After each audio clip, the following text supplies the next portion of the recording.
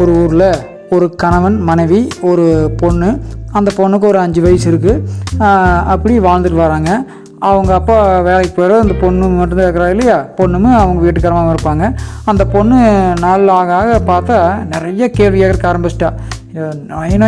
நிறைய கேள்வி கேட்பாலாமா. இந்த வீட்டுக்காரிக்கு சரியான கடுப்பாக ஆயிடுச்சு. இவனடா இத்தனை கேள்வி கேட்குறா அப்படின்னு சொல்லி போட்டு அவளுக்கு கோவம். கேட்ட கேள்விக்கெல்லாம் சரியாக பதில் சொல்ல முடியும், திணற உட்காண்ட்ருப்பா.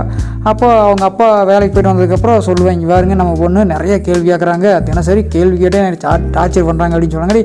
ஏண்டி குழந்தை கேள்வி கேட்ட நல்லது தானே, நீ அதுக்கு மேலே பதில் சொல்ல மாட்டே அப்படின்னு சொல்லி கூட தினசரி திட்டுறக்க ஆரம்பிச்சிட்டா. அப்படி இப்படியே தினசரி அந்த பொண்டாட்டிக்காரி சொல்ல அந்த புருஷக்காரனுக்கு சரியாக கோபம் வந்துருச்சு.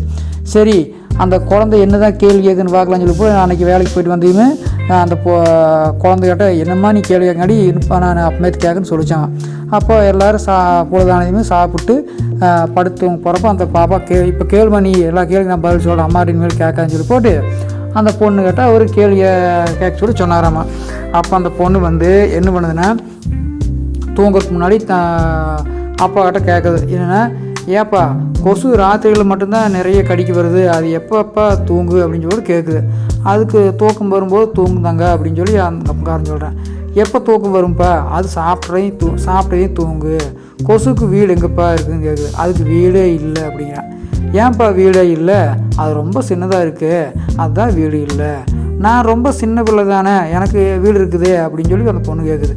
இது அப்பா உனக்கு கட்டி தந்ததுமா, அப்போ கொசுவுக்கு அப்பா அம்மா இல்லையாப்பா அப்படின்னு அந்த பொண்ணு கேட்குது.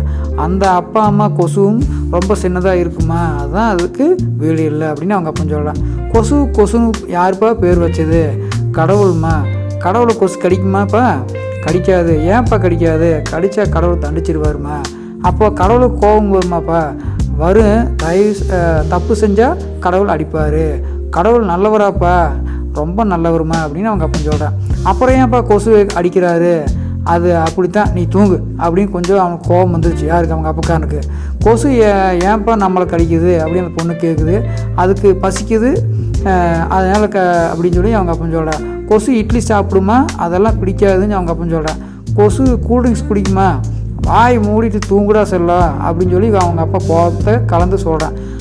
ஒரே ஒரு கேள்விப்பா, என்ன கேட்டு தொலை அப்படின்னு சொல்லி போட்டு அவங்க அப்பா சொல்கிறேன். கொசுக்கு எத்தனை பல்லுப்பா இருக்குது, அதுக்கு பல்லே இல்லை அப்படின்னு அவங்க அப்பா சொல்கிறேன். பிறகு எப்படிப்பா நம்மளை கடிக்கி அப்படின்னு சொல்லி அந்த புள்ள சொல்லுது. ஐயோ ஏன்டா உசுரை வாங்குற, இப்போ நீ வாயை மூடாட்டி பேய் எடுத்து பிடிச்சி கொடுத்துருன்னு அவங்க அப்பா மிரட்டு பார்க்குறான். ஏப்பா பேயை கொசு கடிக்குமாப்பா அப்படின்னு சொல்லி அந்த பொண்ணு கேட்குது. இப்போ நீ வாயை மூடிட்டு தூங்க போறியா இல்லையா அப்படின்னு அவங்க அப்பா ரொம்ப கடுப்போட உச்சத்துக்கே போயிட்டான்.